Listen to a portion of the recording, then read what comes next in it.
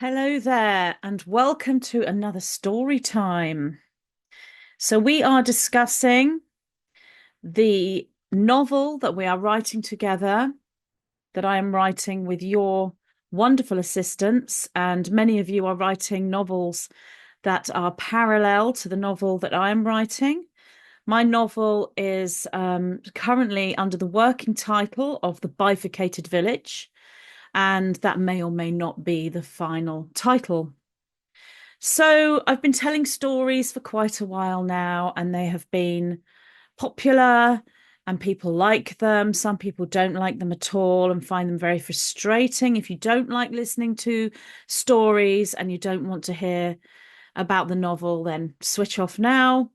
Other people love the stories and are very happy to listen to um, this fictional world and all these fictional characters that are really just an escape from real life. Although many of the characters in the novel and the entire novel situation, the writing is inspired by real life. So, what's happening at the moment in the novel is quite a big story that's going to take up a few chapters. And this is the big fairy battle, or the presentation of the big fairy battle. So, let's have a look at this. First of all, I will take you back several chapters when we were looking at the novel around 4 years ago.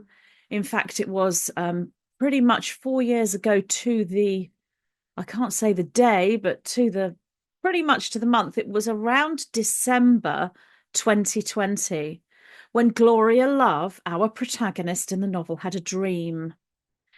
So Gloria Love has different types of dreams, and some of them she's aware is just a sorting out of things that are going on in her life and thoughts she may be having. Other dreams are astral projection type dreams or lucid dreams, and others are precognitive dreams, and they can all be one and the same. The precognitive can be astral projection and lucid, and a form of remote viewing. And this would be remote viewing a future and potentially a future timeline. Sometimes the dreams appear to be given to her by her higher guidance, which is the way the subconscious mind analyzes what is occurring. Sometimes in the dreams, Gloria Love can speak to her higher guidance system. So, this particular dream was one of these dreams that would fall into the category of not lucid in the sense that Gloria Love knew she was dreaming, lucid in the sense of the vivid landscape, the colors, the emphasis on certain words and images within the dream, and waking up afterwards with a clear picture of the dream and instant analysis coming in. So this was that type of dream, very vivid. One of those dreams, and I'm sure you've probably all had these dreams, where you remember them. I have had dreams when I was 5, 6 years old that I still remember because they had that vivid clarity.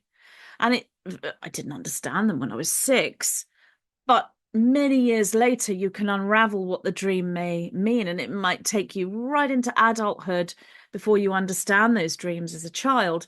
So these are the kinds of dreams that are so memorable that you don't forget them.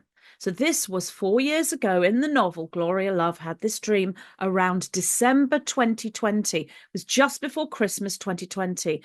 Now, at the time, in the actual life that Gloria was living, there was going back to the huts, there was kooky Ruru, and there was juice and pie. So they were the main issues. And this is what was filling Gloria's mind. So to dream about something seemingly completely unrelated to those things and have such a vivid dream was surprising to Gloria. So let me tell you Gloria's dream. In Gloria's dream, there had been announcements on the conventional town crier roster on their scroll, and on the podiums, the pixies and fairies that shout the news and broadcast the village events. All of that was leading up for a while. So this is the analysis after the dream, because the images come very quickly. But that was a knowing within Gloria in the dream. Within that town crier and podium shouting of presented reality in their old-fashioned ancient media system, let's say, there was a leading up to a situation where there were dukey. So the dukey system in the village is like bows and arrows in the sky. Or one could say birds with very long, sharp pointed beaks. And I'm going to, for the sake of this story, the system that these bows and arrows or these birds with long, sharp beaks live within is the dukey system. So there were these bows and arrows, these birds with sharp beaks, the dukey system were pointed at the UK domain in the dream.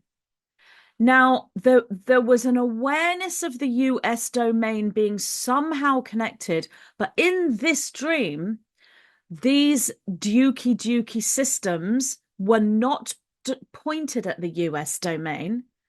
So this is the dream. It may not be the way it plays out for Gloria Love in her actual reality, but I'm recounting the dream. It was the UK domain.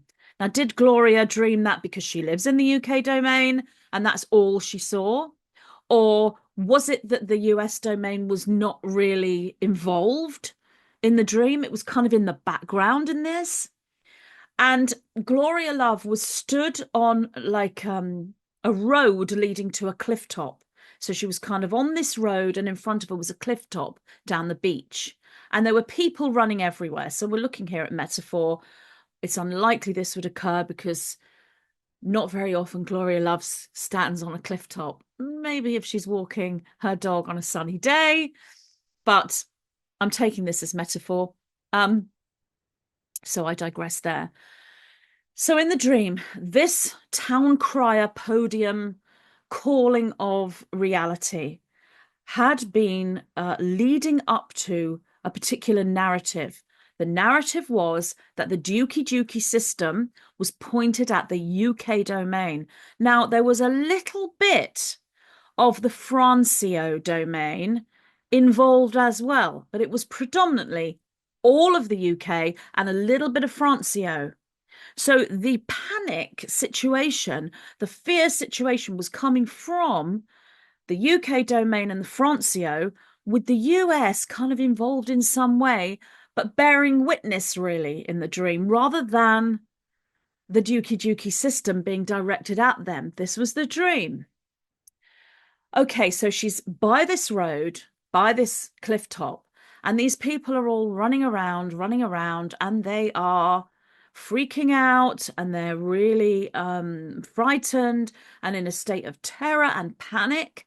And one of the things that had been said from the town criers, from the pixies that speak on the podium, was try to get to a bunker, try to build a shelter, say your goodbyes, get your affairs in order.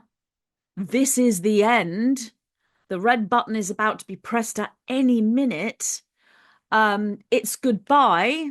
This was what it was being said on this ramped up narrative. And there's nothing that can be done. And basically, there is a character in the novel that you haven't heard of. I may have mentioned this character. His name is Geddon, and he has very, very long arms. And sometimes, as a nickname, they call him Armor. So his name is Geddon. He has very, very long arms, and sometimes they call him Armor. And what was being said on the podium and with the town criers is, Armor, this being with long arms whose name is Geddon, is here. That was what was being told, the words. So Gloria had the awareness of what the ancient village media was saying. And so she knew why everyone was freaking out, crying, screaming, terror. And Gloria was like looking at everyone and thinking, no, it's not real. It's not real. It's a hoax. It's a hoax. It isn't real. All these people freaking out, you poor things. And her only agenda was to help them not go through this awful terror, believing that Geddon with the long arms was here, this monster in the village, because we know that the village holds some horror genres, some action dramas, and sometimes it's very kind of like disaster scenarios are written into this chapter, written into this novel. There are all genres in this novel. And so Gloria's main aim here was to help the individuals. So she was running around saying, no, no, it's not real. It's not real. It's a hoax. Please believe me. It's a hoax. It's a hoax. Now, within the individuals around, there were 2 or 3 that stopped and listened to Gloria and like, oh, okay. And they were listening. But the majority just didn't want to know what Gloria was saying. They thought Gloria was crazy and they were just busy freaking out and getting so in such a terrible, terrible state of fear, worse than Kooky Roo, worse than Juicy Juicy. It was just ramped up so bad. And sadly, in the dream, Gloria Love did witness some individuals jumping off that cliff top. Sadly. Okay, so the dream kind of fast forwarded a little bit into another time, a little bit into a bit more of the future. And everyone relaxed because it turned out to be a hoax. And the few people that had listened to Gloria said, you were right. It was a hoax. And everything kind of settled down. When Gloria woke up, as she often is after having such vivid, intense dreams, she just sat there. Wow, what was that? Where have I been all night? What have I been looking at here? What on earth am I being shown this for? So Gloria's first thought was, this feels so real. It feels like I saw a future timeline.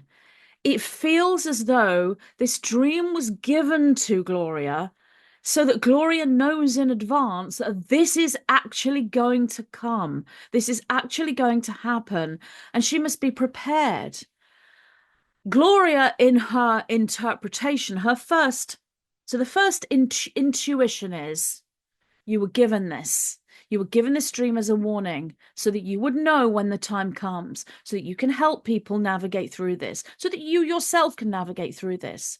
Because this ramping up illusion was a hoax. It wasn't real. And that was the message. So that was the intuition of Gloria. But Gloria goes into normal human ego and other interpretations that are not quite so aligned with that first thought. And so Gloria thought, it's metaphor.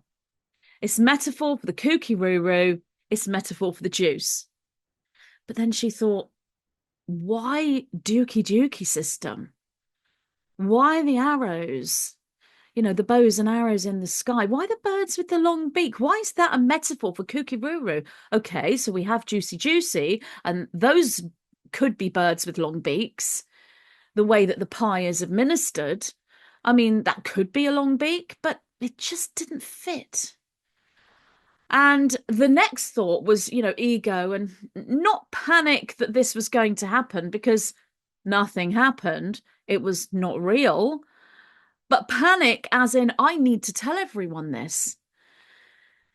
But then Gloria thought about it and didn't, because her final decision at that point was it's metaphor. I'm going to sit on this for a while. So Gloria went through Christmas and kind of, didn't forget about the dream. But then just after Christmas, Gloria watched a video, and in that video were some well-known truth. She watched a video in the village, and there were some well-known truth fairies, truth elves, truth gnomes, truth sprites that sit together on a panel like a round table, and they were just having a conversation about Kooky Roo and about the Juicy Juicy. And then the Dukey Dukey system was mentioned. So this is 4 years ago, and I can't tell you which video Gloria watched because it's actually been taken down now anyway, and it's irrelevant really what the video is. The point is that Dukey Dukey was mentioned, and Gloria's ears pricked up and thought, oh my goodness, I can't believe I'm hearing this because that was my dream just before Christmas. Now I'm hearing it on a video from some truthy fairies in this round table. So Gloria then thought maybe it wasn't metaphor. In that case, I need to tell people like now. And Gloria just rushed to make a video instantly that she'd seen that video, because she then finally realized the dream's literal. It's not metaphor. Literal in the sense that of the ramping up of the narrative, the fear presentation in the village, in the fictional novel, and the ultimate end to this being a massive nothing burger, as in a hoax. There's more to it than that. I have obviously looked at this aspect of the story, and Gloria, the character, has worked with her guidance system, and I've worked with the 9 over the last 4 years and looked at this a lot more. The slightest little bit in anywhere inside the town crier or on the podium that's discussed anything to do with Dukey Dukey, Gloria has taken note. And I've spoken about this in round tables. I don't remember which ones, but I'm pretty sure I did discuss this story with one of the other characters in the novel, Queen Laura of the Eisen Tower, at some point. Also on my Grammatel chalkboard on the village cyber system, I have talked about this a lot. So those that have sort of followed Gloria on the Grammatel will have known that Gloria's been looking out for this for the last 4 years. So convinced is the wrong word, just so aware of the delivery of this dream as a message, and always looking out. Oh, is it going to get to that point? Are things going to ramp up to that level, like in the dream?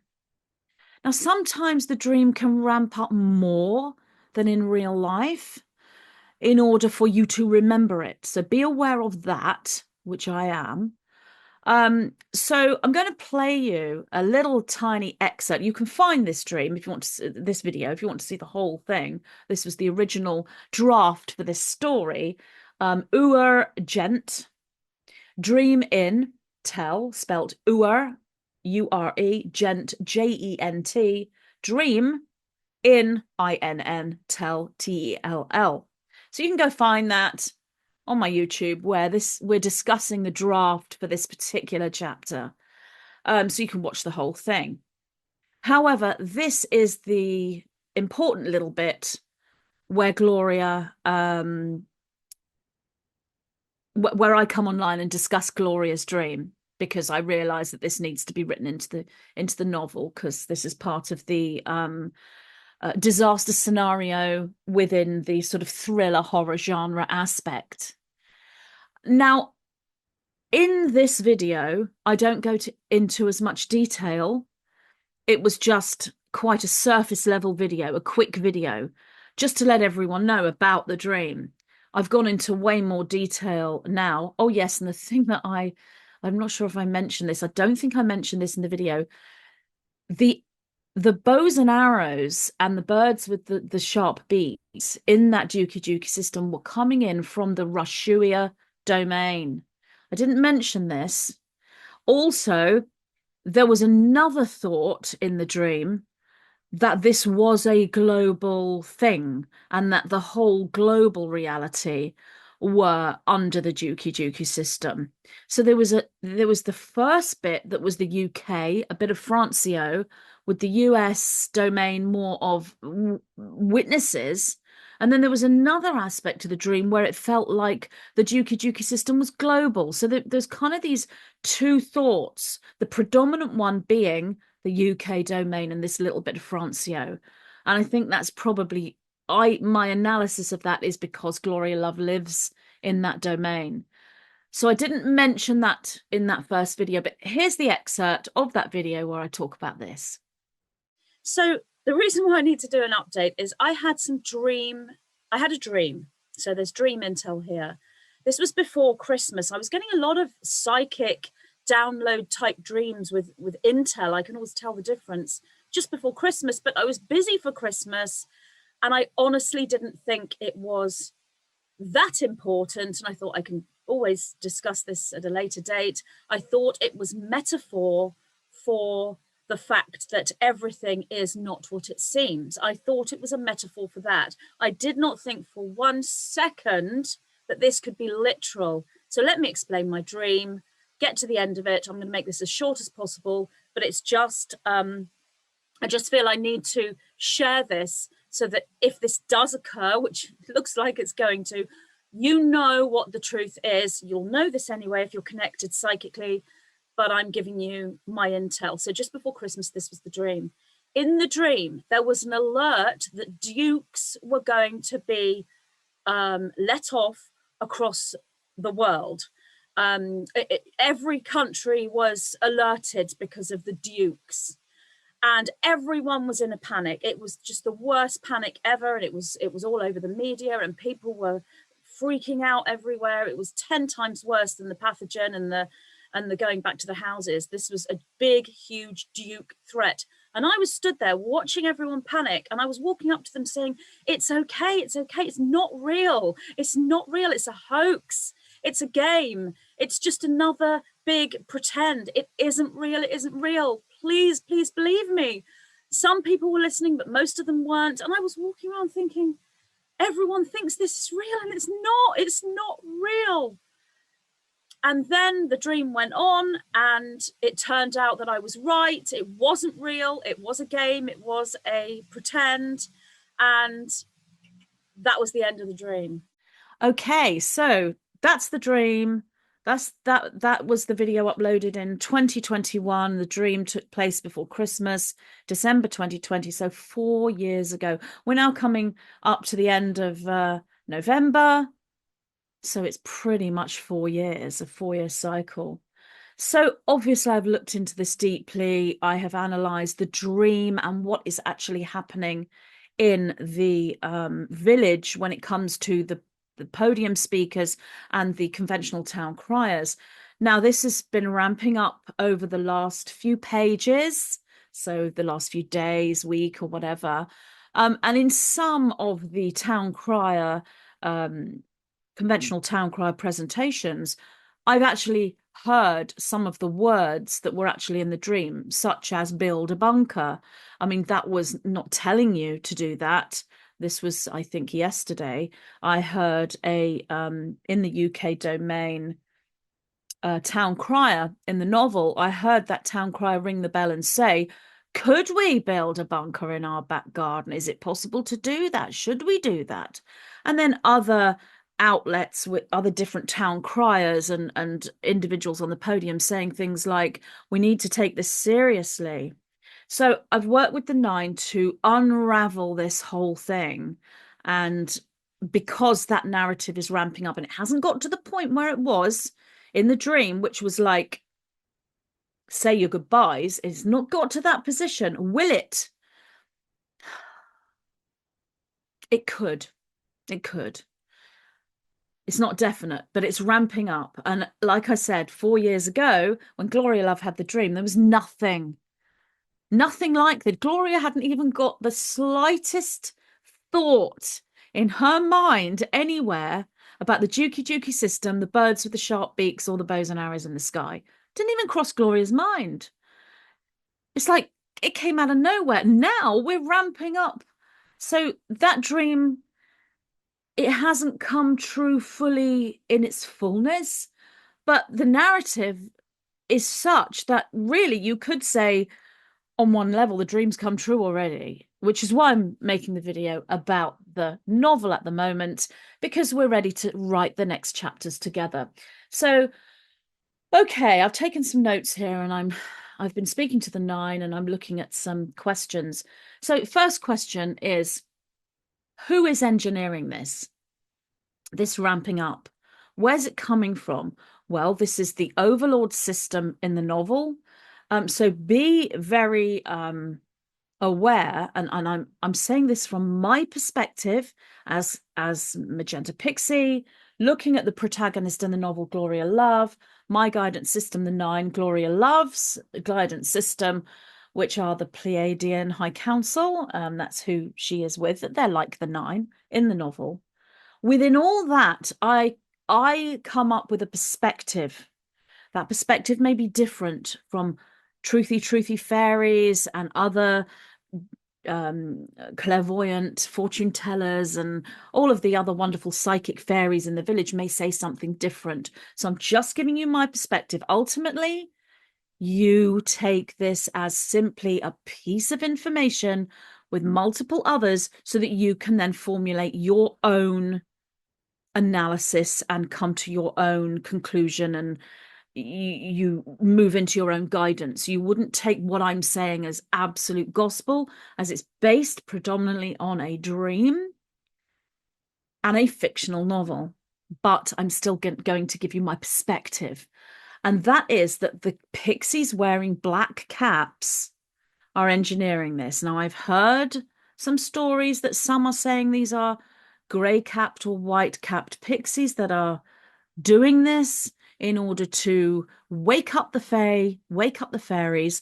What I would say that at a higher level, at the level of the source aligned frequency that is responding to the call, that is the consciousness of the incarnated fae within the village, then what that fae need at collective level is an awakening, given the time period and the fact that the planetary system is moving to completion. Therefore, that falls into multiple different playouts and opportunities for initiation into awakening.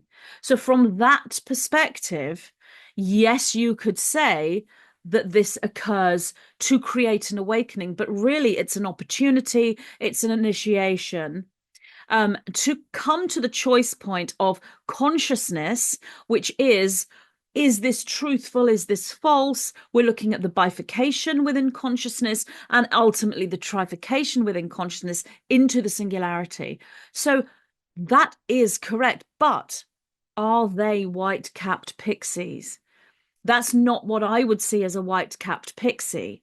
The white capped pixie is the incarnated pixie on the ground that has a group in multiple different domains working to make reality safe for all of the village. So, no, this is not engineered by those white-capped pixies. If you perceive white-capped pixies as the higher dimensional consciousness, and you may call that extraterrestrial or angelic or God or whatever word you want to give, this is the intelligent consciousness that responds to the overall consciousness of humanity and of the fae in the village. It's all of those things. If you want to call that white cat pixies, then yes. But I think that that can be confusing. And when you read the novel, you might interpret that to mean boots on the ground white cat pixies. And sometimes I feel some of the clairvoyant and psychic and fortune teller, tarot reader, oracle card reader, and crystal ball readers, I do feel that sometimes they misinterpret this higher light engineering, this higher light opportunity for initiation as white cap pixies boots on the ground. My perspective is that this is black-capped pixies when you're looking at the boots on the ground. So that's who is engineering this from my perspective. So I also was looking at the question, do they all want this? Every single black-capped pixie within the overlord structure. So we're looking at vampires, we're looking at some of the werewolves, we're looking at some of the darker goblins and some of the witches, as well, as this is a dark fantasy fiction novel predominantly. So do they all want this? And I asked the nine about this, is this something they all want? As in, I'm not talking about the ramping up and it being a nothing burger, it being a hoax. I'm talking about Geddon, the monster Geddon with the long arms. Do they want that? Is that what they want? And the nine said their desires as a structure don't come into it, as they're loyal to the structure and they've been trained since very young, pretty much since birth, to follow the line above them, the individual or group above them. They repress their own desires to follow the line that goes upwards, the one above them. So it's like a pyramidical structure going down in this overlord system. They repress their own desires and they make their goals and they make their intentions and their goals really is the best word, based on what the line that is up is saying, and they repress their own desires. That's the structure.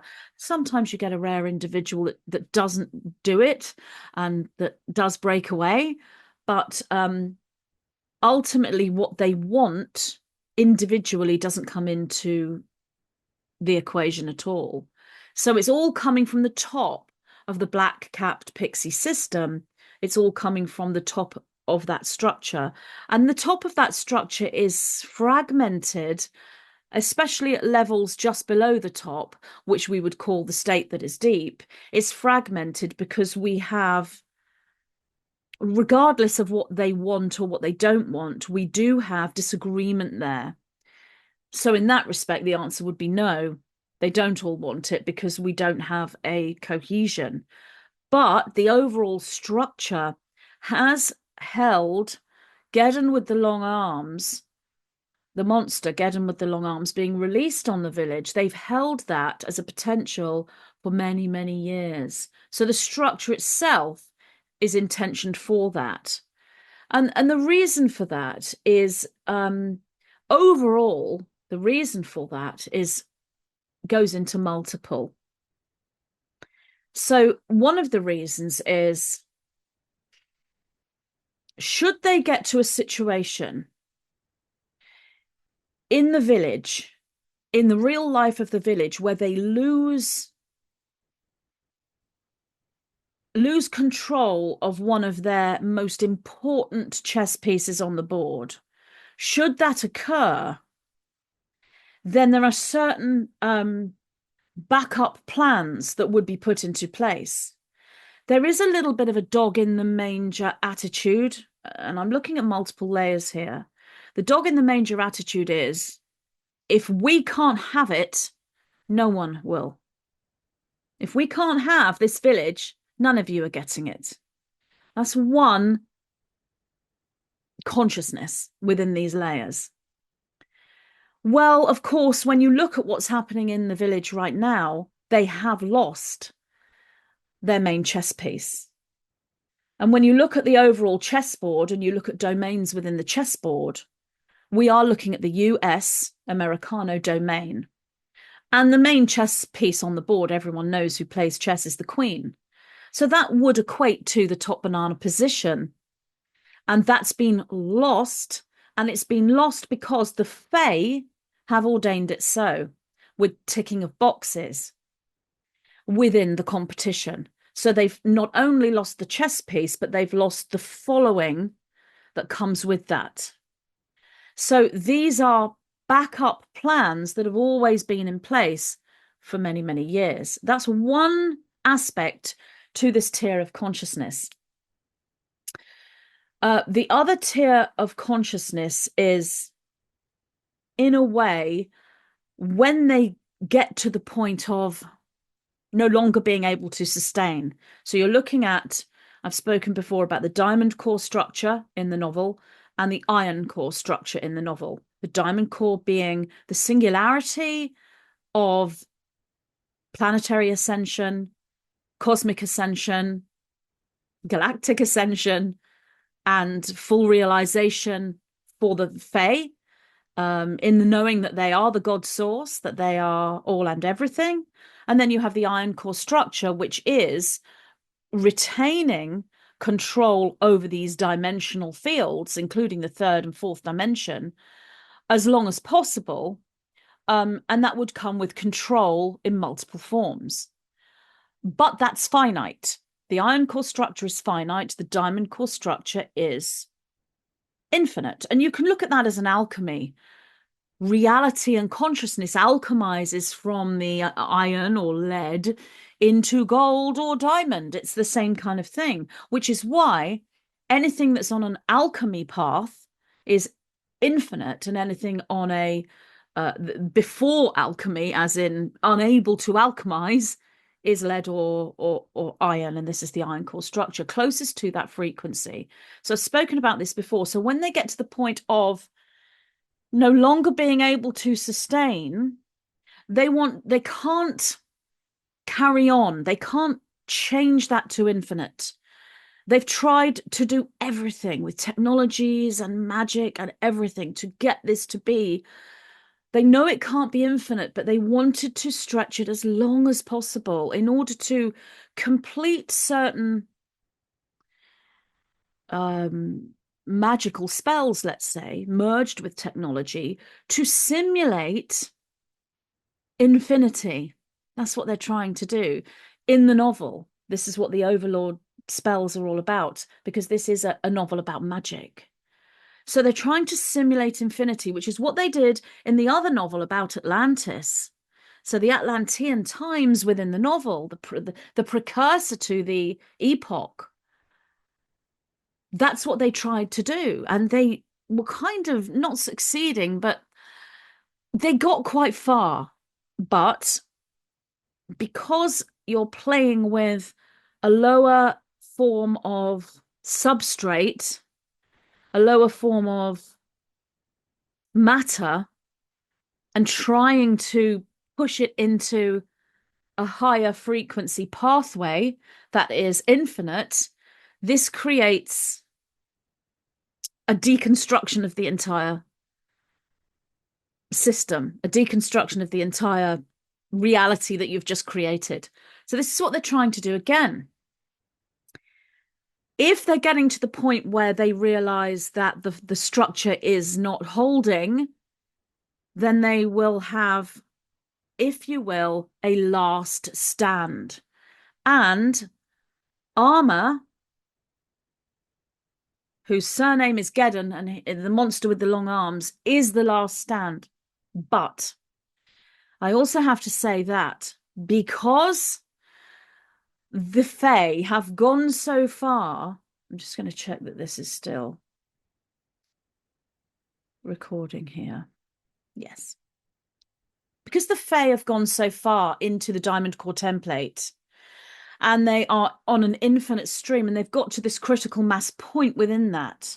It has got to the point now within the consciousness, boots on the ground, the consciousness of the individuals incarnated, the Fae incarnated, are now at critical mass consciousness for the diamond frequency. Therefore, the singularity becomes an inevitability. It's been that way for a while. That was the whole 2012 energy, let's say.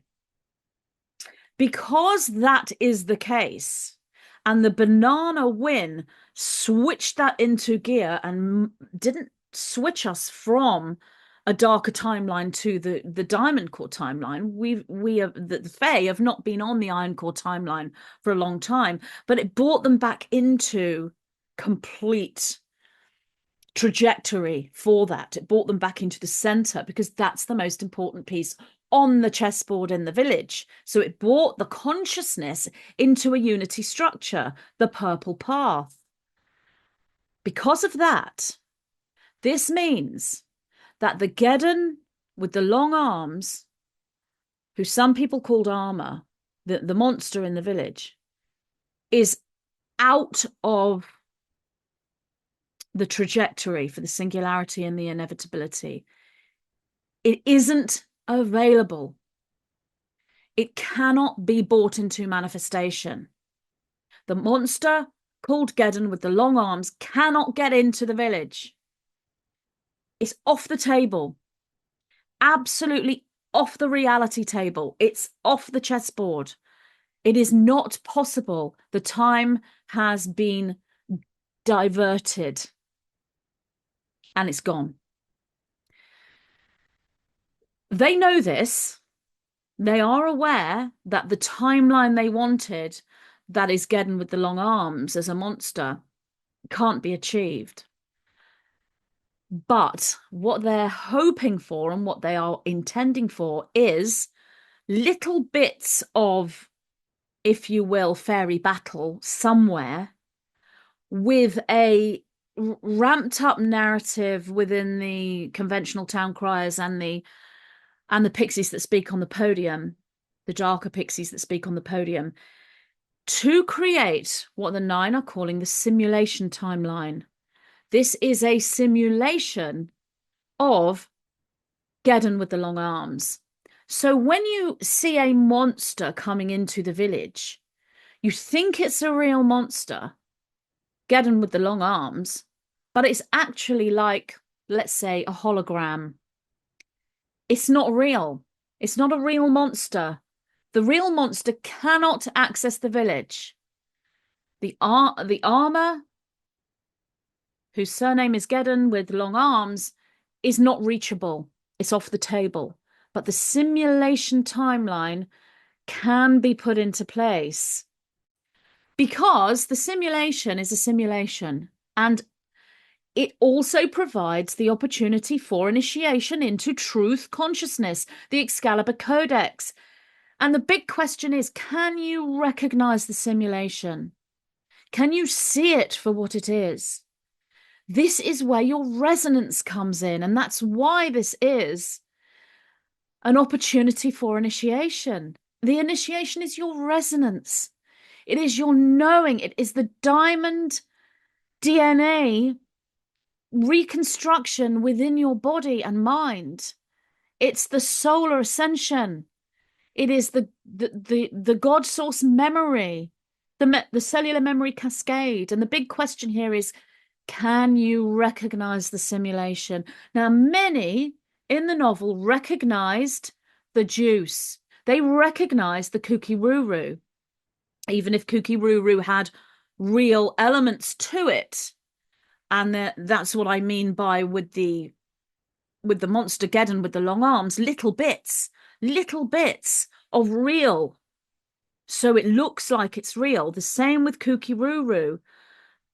Little bits, not what they wanted originally, because that also would be Geddon with the long arms in the village. But little bits here and there. Even with that, can you recognize the overall simulation? I mean, Gloria Love, she got the Kukiruru, but she knew the whole time that she'd somehow aligned with the little bit of the simulation in that area. Gloria Love always knew that this was not ever an end of the village scenario. It was never the extinction of the village fairies. It was never a fairy pixie extinction, even though she got that herself. She still had the ability to have that communication with the higher guidance and know where her path was. And with the assistance of the fae around her, she was able to navigate through. So this is kind of the same thing, but instead of it being Kukiruru and then Juice to follow on, it's a battle between the fae. It's a gnome pixie fairy battle against vampires and dark werewolves and dark witches, because it's a dark fantasy. Now, one could also look at the story of David and Goliath, and that's what this is. It is David and Goliath playing out in the village. So that's the initiation aspect to it. And so this is the last stand, the final stand. And that comes with this consciousness of, if we can't have it, nobody will. But this is, if you will, a kind of childish tantrum energy. It's like, this is my toy and you've taken it from me.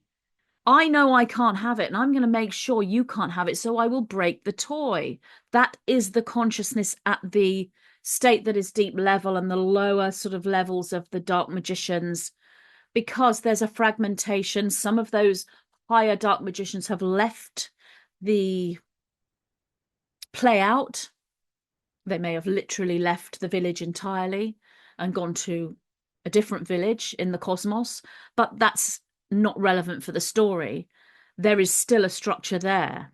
And the last stand is Geddon with the long arms through fairy battle.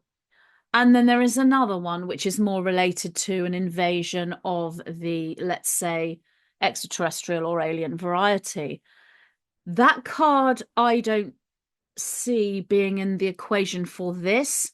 Now, they could be merged. They could move into a simulation timeline that involves that. I feel at this point it is on the ground simulation, because they have to be very careful about going into more of an alien variety extraterrestrial simulation, because there is still such a strong disbelief as well as a belief. And if you get too far into fantasy world, then you're going to have a human or a fae that just laughs. And kind of that is happening with some of the fae now, because they recognize, it's not that they recognize the simulation, it's that the crying wolf has occurred so many times over the last 4 years that they've had enough. They're switching off the town crier. I actually spoke to a friend yesterday about this. I said, are you okay? Have you been reading the novel? Have you read the latest chapter? Are you okay? I just want to let you know about a dream that the main protagonist had 4 years ago, and the outcome of the dream. I just want to make sure you're okay. I couldn't bear the thought of you going through worry and all that comes with it. And my friend then said, what's going on? I haven't even heard about this. I haven't read the novel, I haven't heard any town criers, and I haven't been listening to anyone on the podium. Since the whole thing that's been going on in the last 4 years, we don't watch the podium anymore. We don't read the little paper pamphlets anymore about the novel. We don't listen to the town crier. So she was completely, had no idea that this was ramping up or happening. I said, oh gosh, I wish I hadn't mentioned it to you then. That's great. Okay. And she's like, what is going on in the novel? You know, what chapter are you reading? So then I had to tell her that it was ramping up in the town crier podium situation. But don't worry, because Gloria Love had a dream and this was the dream, blah, blah, blah. So what I'm showing you is some individuals don't even want to watch or listen because of the wolf. The crying of the wolf has occurred so many times, meaning you can only ramp up the fear response so many times. So it has to get bigger and bigger for the overlords, for the overlord structure. It's got to be worse in order to keep generating that energy. And that's the other aspect to this, is the generating of the iron core structure emotion, which is fear, and the diamond core structure emotion is love. That's what these two frequencies are. So in order to keep pulling reality off that singularity timeline, which isn't possible because of the critical mass consciousness amongst awake and aware fae, spiritual fae, truth-aligned fae, those who hold the Excalibur Codex, healers, crystals, indigos, Blu-rays, and everyone in cyberspace and in that fourth dimensional world creating the safe zone, the Blu-ray masters, that's got to critical mass. It is not possible to change that timeline, to switch that timeline. But the way they see it is fear generation will at least provide a simulation of the iron core. And that's all that can be done. So the simulation can be done because that can be flipped into the opportunity for initiation with the question, can you recognize the simulation? Can you see it? Can you see it when you listen to the town criers? Can you see it when you listen to the pixies on the podium? When you hear me speaking about the novel, do I look worried? Do I look afraid? Am I building a bunker in my back garden? No, it's too cold in the UK for a start. Anyway, let's continue. So, that's the whole sort of levels to this, as in, do they all want this and why? That was the other question. Why? The final stand, the final hand to play alongside this other invasion of the alien variety that may come when we go into massive science fiction aspects of the novel. Then it may be that that will come in. Again, it's a simulation. It's all a simulation. So I then asked the question, is this connected to Stormfire's banana win? And whilst that's not the only reason, it's the reason why they've played the final hand now. Because, so let's look at the timelines here. If two things had happened. Number one, if Camelina had won the banana competition genuinely, legitimately, we wouldn't be at critical mass awakening and awareness. So yeah, we could potentially be on par for the monster with the long arms called Geddon to enter the village. That hasn't happened, and that hasn't happened for a long time. So the only other way that they could get Camelina in was Cheaty Cheaty. Cheaty Cheaty being a cheetah, an animal with spots. So did the cheetah come into the village? Well, yes, the cheetah did come into the village. The amount of pixies that painted their houses red is genuinely around 90%, if not possibly more. But because the cheetah entered the village, that sort of took it down a bit when it comes to the actual figures being reported. So yes, there was Cheaty Cheaty, but the awakening is so big, the amount of pixies painting their houses red is so huge that when you actually look down at the village from a bird's eye view, all you see are red roofs. So the village looks red. So all they could have achieved, had the cheetah done its job, had the cheetah been able to work, then that would have given them, and that would have got Camelina in, that would have given them the opportunity to hold back for now on the Geddon with the long arms and eke it out even longer, because it could have been drip, drip, drip, generating a little bit of the iron core structure fear response here and generating a little bit of the iron core fear response there. They could have eked it out longer and you know, drawn in the control and then brought in some of the other agendas. But because the cheetah could not do its job because of the white squares, which somehow protected the ticking of the boxes, mostly. Some cheetahs did get in, but it was so minimal. The real organic red roofs across the village were able to be painted red because the white squares were the protection, whatever those white squares were. The white squares were protection for the banana competition to present organically. And there were lots of people involved, lots of fairies. And this is where white cat pixies on the ground come in. There were white cat pixies on the ground doing certain jobs, technology, online, in the village, in the story, in real life, boots on the ground, a massive operation to protect the integrity of the competition. And that worked. That is not what they were expecting or hoping for. And because they now see how many red roofs there are, when you look down from a bird's eye view and see all these red roofs, they know that that top position has been lost. So there are two playouts here. One is, and it's all about delay the giving of the keys to the castle to Stormfire. Let it stretch out and stretch out. Let it go beyond let's say, for example, January the 20th, picking a date out of my mind regarding publication of that chapter. Eke it out further and further and further. And then we have Bebop. For some reason, Bebop steps down, and then Camelina can rise. And so they get in a sort of a false banana again. They get Camelina in. Oh, there's nothing we can do, because if there is Gedden with the long arms running round the village causing havoc, then they can't really swap over from Bebop to Stormfire in the middle of Gedden with the long arms running around the village. So that's one aspect of this.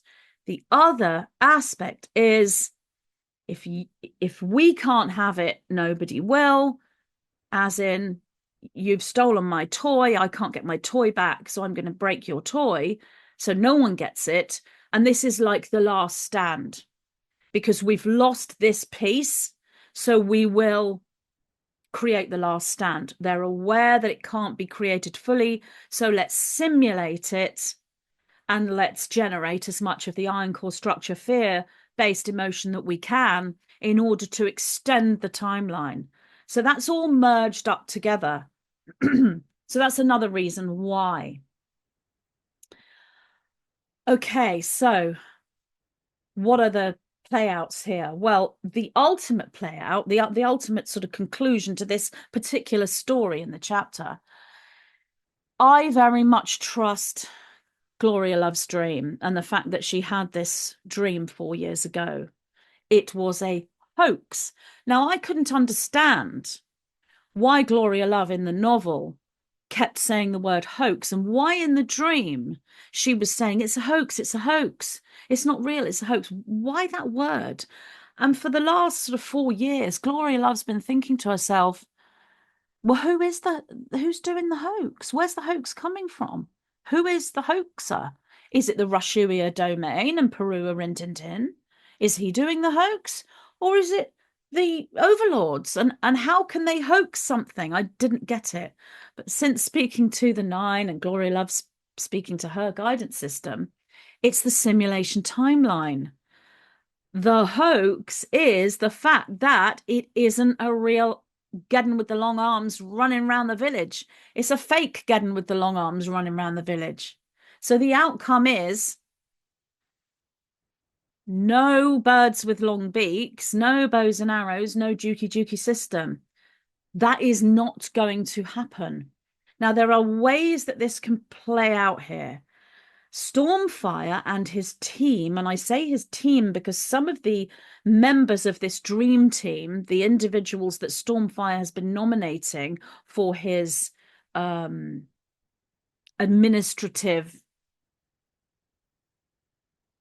presentation within the round table top banana situation, some of these have great parts to play in this, one of them being Musky Squirrel and others. And what they are doing is stepping in somehow.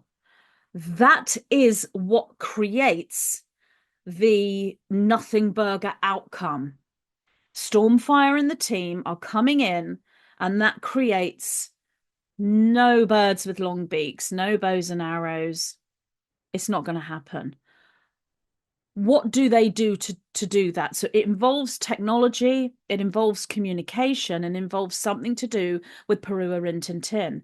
Because one of the things the overlords may do is a Perua Rintintin simulation, which is known as the fake of the deep variety in the village. So the fake of the deep variety would be Perua Rintintin's face, Perua Rintintin's voice, saying something about getting with the long arms, meaning Gloria Love and the Fae might actually hear Perua Rintintin say, getting with the long arms is running around the village. The birds with the beaks are in the sky. The bows and arrows are coming. And that might be what ramps up to the fear if we get to that level within this play out. What I'm being shown here is that the Perua Rintintin is a fake of the deep variety. And whilst I won't say too much, because if that is where the overlords are going, I don't want to give away the plan that is being presented by the Whitecap Pixies. All I can say is musky squirrel and some rabbits and squirrels and chipmunks around him come in with solutions and antidotes. Okay, that's all I can really say on this. If we get to that point in the escalator, if the escalator goes up that high, they may use the fake of the deep variety, but they may not. They may rely on the town criers and the podium speakers.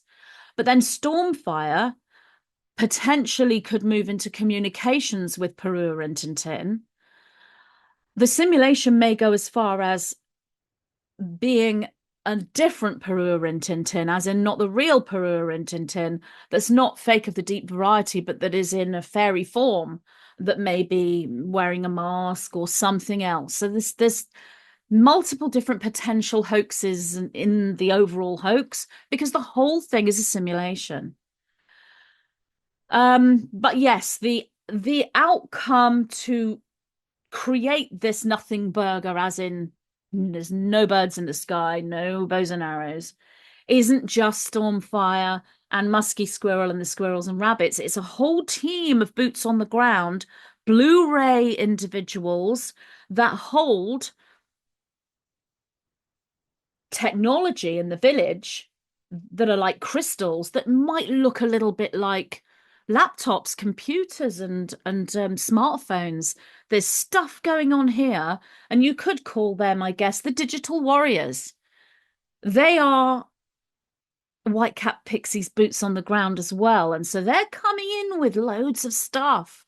And when Stormfire makes a move, and when Musky Squirrel makes a move, and possibly even Perua Rintintin, because you have people doing this in the Rushiua domain as well as predominantly the Americano domain, the team come in. So Stormfire does a little dance over here, and then Musky Squirrel does a dance, Perua Rintintin does a dance, and then all these keyboard warriors, they do a dance as well. And it's like this massive movement, which is why all of the houses in the Americano domain were painted red.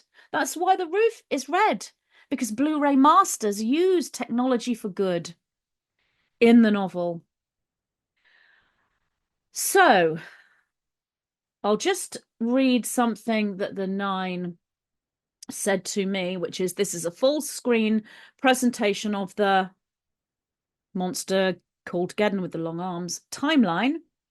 You are no longer within the trajectory of that timeline, which is the timeline that is intended and desired by the service to self groups, bearing in mind that that desire comes from the top, because going down, they repress their desires and go with the line that goes up. As that timeline raises the Dark Lord, if you will. So that's another reason why this timeline was wanted. It raises the Dark Lord. Well, I guess the Dark Lord metaphorically is Geddon with the long arms. The 9 go on to say this timeline is, if you will, null and void. Therefore, all that is left for the Dark Ones is the simulation of such. That's all they have. Now, simulations hold a lot of power. to those who do not recognize the simulation because they think it's real. You need to recognize the simulation. That is your opportunity for initiation into truth and into the Excalibur Codex. That's all part of your ascension. It's a choice point. It's a consciousness choice point. The hoax is the presentation of this being real, yet it is not that. What is presented is the false presentation, the simulation. So I asked, who is the Dark Lord? And they said, presented as one or several souls of the Christ that is anti, yet the one we speak of is not physical. This timeline cannot manifest as control of humanity is needed with extreme negative emotional spikes at continuous level that only the Geddon with the long arms timeline can provide. The simulation will not reach these heights, or should we say depths, meaning that this frequency, this iron core frequency, doesn't reach a height like the diamond core because it's love, bliss, joy, excitement, happiness that reaches the height, and the fear-based emotions go down into a depth. So you have a descension and an ascension. So it's a descension that they are intending for. It is ascension that we are on the trajectory for. Many within your spiritual and your truth communities are aware of the simulation. They are aware. And that which you are calling hoax. This would be referred to in these circles of the truth as a village-wide, or global, let's say, flag of the false kind. So there are many that already know. So I'm not going to be the only one saying that this is a simulation.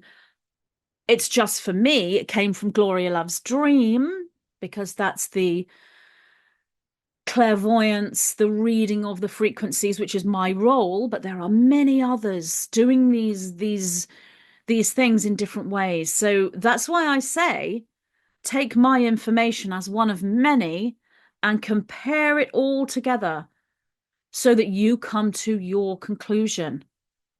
Do you recognize the simulation? Or to you, is it not a simulation? Where is your reality with this? Because what you know is what you create. But because there are so many knowing it's a simulation, the simulation is what is created. If the simulation even gets that far to those depths of Peru Rin Tin Tin and the fake of the deep variety and all those things, will it go that far? It's ramping up, but how far will it go before there is a huge awareness and there is a Stormfire Musky Squirrel movement? And when there's a Stormfire Musky Squirrel movement, because it involves the integrity of the banana competition, that movement, and then all of these Blu-ray digital warriors step in with the matching movement, the wave of truth is too big to hold the simulation. So that was my final question, really, is fairy battle in the novel inevitable? And the 9 replied, it is not. However, the illusion of it, whilst not being inevitable, is of high probability. And what I will say is the illusion of it has already started. I have seen it with the podium and the town criers. The illusion of it is already there. So my final point here, so I'm letting you know what I see, what I feel, what I get, what I've analyzed, what I'm getting from the 9. It's an illusion. It is a hoax. It is a simulation. It is not real. There is nothing to fear. Whether it's, like I said in the dream, it was the UK domain, it was a little bit of the Francio, but in the real village life for Gloria, it looks as though at the moment it's the US. Will there be a change there? I mean, will the dream come true in the sense that something blocks the US from being pointed at by the bird's beaks, And will the bird speaks only be able to be pointed at the UK domain? I don't know how that will play out. It's not always easy to work out why a dream shows one thing and reality shows something very similar but a bit different. So that's all yet to play out. But my final point here is this. You may recognize the simulation and wonderful, but your loved ones may not. And it's likely that every one of you out there has got a loved one that doesn't. Somewhere in your family or your friend circle, there will be individuals who read the novel and they are affected by the disaster scenario, horror, genre, and the dark fantasy within the novel. And when they read about the birds with the sharp beaks and the bows and arrows, and then this monster, Geddon with the long arms, they think it's real. That's the whole point of the overlords generating a simulation of what they would like to be real so that they can generate the iron core structure, emotional frequency, which is the fear-based response, in order to prolong the whole thing and prevent keys to the castle being given to Stormfire and prevent other things and continue to give them long enough to get these dark spells and technologies in place to extend the simulation timeline and the Iron Core structure timeline simulation even longer. That's the agenda. That's the true agenda. So your job, oh, I can't tell you what your job is. I'm going to rephrase that. My opinion is that your job is the same as my job. And what I'm doing now, making this video, I mean, do I look scared? I'm laughing here. And I shouldn't be laughing because, yeah, in Gloria Love's Dream, there were sadly some individuals that did jump off the cliff. I really hope this doesn't become manifest. However, we can only do what we can do. And all we can do is our very best to alleviate the fear response, to deliver the Excalibur Codex of Truth, to present the novel to the individuals who are going to read it and explain what the novel means with accurate analysis, to assist as much as we can. Now, obviously, we had a precursor to this with the whole juice thing. Did the juicy ones listen? Many did not. Not only did they not listen, but they got cross with those who were telling them about the Excalibur Codex truth aspect of the juice. So don't get too upset or frustrated if you are in resonance with the truth of the simulation timeline and the hoax aspect and the knowing that there is nothing to fear, and then trying to impart that knowledge to another that A, doesn't believe you, and B, gets cross with you. Each individual is in their own place. Each individual has their own belief system and their own analysis of reality within this novel. Every single person will read this novel and will see something different in those pages. That's what happens with fiction. It's interpreted differently by the reader because everyone has their own imagination. So when they see a character like Stormfire or Musky Squirrel or Geddon with the long arms, they will interpret that character in their own unique way. So all we can do is be there and help as much as we can. Let our loved ones know what we know. That's if you come to that conclusion. You may not. You may listen to me and think, why are you telling us all that this is okay and there's nothing to fear when there could be? I'm not saying that. I'm really not. I am letting you know my perspective, the character in my novel's dream, and where my faith and my trust is and where my knowing is. That's what I'm letting you know. This is my perspective. I'm just one person, maybe 10 if you include the 9, but boots on the ground, just one. You literally take this on board or you don't. And that's fine because it's your reality. But if you have come into the resonance of what I'm saying, and inside you're feeling, you know what, I do feel this. I do feel it's a simulation. I knew that this wasn't anything to fear. Maybe you've had dreams yourself. Maybe your novel character, your protagonist, maybe your protagonist is going through this journey as well. and you want to help individuals. I mean, I would say temperance, patience. Don't just go running around knocking on all your family's doors. Hey, guess what? It's not real.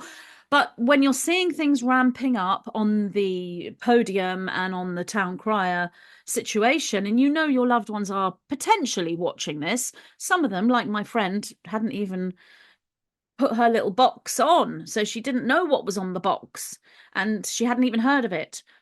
But let's say your family and loved ones are, then calmly and in whatever way you have your family dynamic, you can impart the knowledge that you have to try to assist to keep this fear response down and the generation of the iron core frequencies, which will only extend.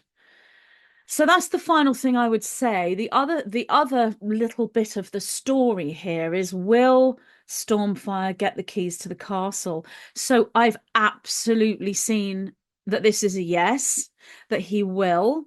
But there is definitely an attempt to delay that and to prevent it. And that's what we're in now when we read the novel all about getting with the long arms and the whole sort of birds in the sky and the sharp beaks and the bows and arrows and the juki systems. That's one of the reasons, and as I've said, there's a multiple layer of reasons. One of the reasons is to delay or prevent the keys to the castle. So I have seen Stormfire get the keys to the castle, and I've seen him sign the parchment paper, which gives him the legality situation for the keys. What I will say is I don't have a timeline.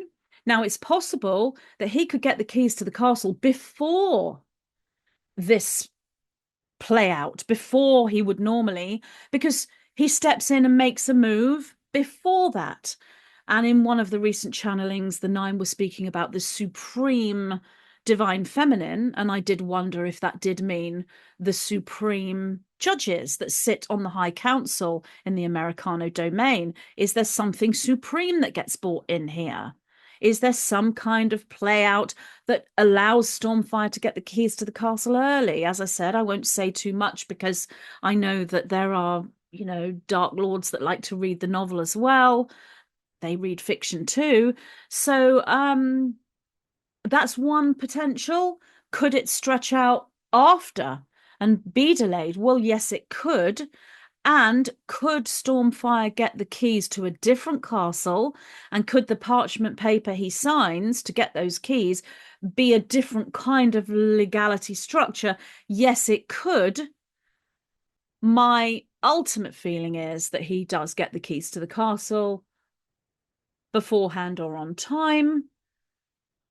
But we will have to see how this plays out and how the keyboard, digital warriors, and the Stormfire and the Musky Squirrel Blu-rays and all the rabbits and chipmunks, how do they as a team move together? That's where we are right now as we approach in the novel Christmas and we go into the new year. That's the energy that we are with right now. And there are, again, bifurcated ways of looking at this, because there's beauty and the ability for awakening and the ability for moving into these initiations, knowing what the simulations are, understanding why you're incarnated in the first place as a fairy in the novel, understanding why the novel was being written in the first place, and all the cellular memory cascade that comes with that, and the growing of one's fairy wings. That's all beautiful, but they're on the other side of the bifurcation. We have to see our loved ones go through the generation of the iron core frequencies and the fear realities and everything that's being ramped up in this fictional world. So the novel is most complex and very, very interesting. So that's kind of me coming to the close for this presentation today. And before I go, I would just like to say that if you go onto my website, magentapixie.com, you'll be able to see all the places where I am. I'm on Truth Social. We moved from the Grammatel over to Truth Social, the Aurora Network. I still have a channel on the Grammatel, and that's Magenta Pixie Official. I'm on Rumble in the Jungle Nightclub, Magenta Pixie, and on the Grammar Insta, I'm official Magenta Pixie. You can find me in those places. But I also have a platform now over on Buy Me a Coffee. So you can be a supporter and just pay $1 just one time to then go on to the Buy Me a Coffee software email list, where you will automatically be emailed every time I do a written post. And most of the written posts are for all the supporters, and they will be within the genre of esoteric, multidimensional, spiritual awakening, and situations related to what's going on in the novel, because this is a storytelling site. So this container over on Buy Me a Coffee is all about storytelling. Everything is poetry, stories, and fiction. So I also have a membership on there as well, Dear Pixie, the Dear Pixie membership. And on there, I make audio posts. Some are about 5 minutes long, others up to an hour, where I am talking about the novel in more depth. And I have got a series at the moment called Stormfire's Story, where multiple questions have been asked by my members of the Dear Pixie about Stormfire and about the team around Stormfire. So there are multiple posts about that, and I'm continuing with that. It is a Q&A membership, so I have an email specifically for my members. They email in any question within esoteric, spiritual, multidimensional, and very specifically the situation with Stormfire, which I'm prioritizing at the moment because that is the main storyline in the novel at the moment, and specifically also the situation with this simulation timeline. So they are the sort of Q&A that I'm doing with my Dear Pixie membership. And I would like to say to all members of the Dear Pixie membership on Buy Me a Coffee, thank you so much for your support. And I would just like to say, if you have any questions about this particular presentation, please email me on the members email with any questions, and I will reply to your questions over on the Buy Me a Coffee site. So just to say thank you so much for listening. I truly hope I have helped to put individuals' minds at rest here with what is ramping up. One of the most beautiful things for me is meeting people who have said to me, "You have helped me so much through the going back to the huts in the novel and the Juicy Juicy and the whole Kooky Roo. I couldn't have got through it if I had not been able to read your stories." And that just makes me so happy that I have helped. If I've helped one person, it makes me happy. It makes me so happy to know I've helped potentially hundreds or maybe more. I mean, I just think that is so, so beautiful. And I'm just so happy because I feel like I've lived my mission. And so I'm doing the same thing now with this simulation timeline. You know, if I can just ease the mind of one person. In the dream with Gloria, there were two or three. I think that that is a metaphor for many, but the majority were not. So bear that in mind. But if I can help anyone to get through these next pages of the novel and where we're going and the simulation timeline being ramped up and what's playing out, then that's the whole point of me making this presentation. So that's why I'm talking to you today. So I'd just like to say thank you so much for listening. And if you have questions and you're not a member, you can still email me, and then I would look at doing a follow-up to this presentation and talk about the novel some more. So I just love to say thank you so much for listening, and thank you to everyone who's been supporting me on PayPal or on Buy Me a Coffee. So, so appreciated. Mwah. Lots of love to everyone. Bye.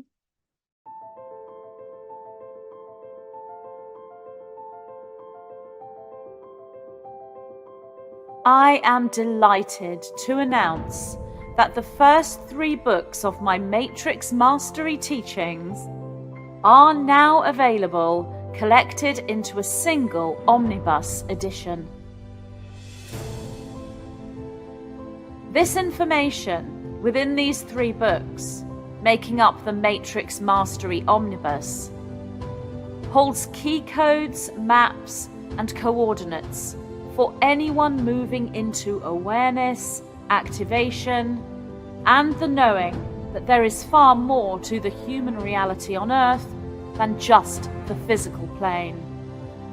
As the starseeds on Earth go through the process of DNA reconstruction and regrouping of cosmic multidimensional memory, the significant codex within each transmission is downloaded to the reader directly from their own monadic avatar self.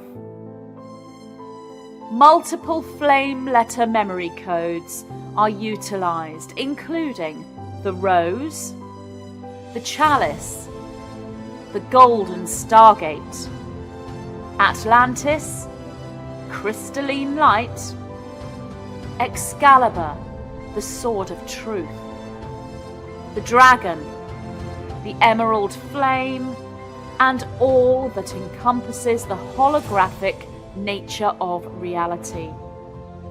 These codes are held within the most sacred twin pillars of light, your heart and your mind. The Matrix Mastery Omnibus, available now.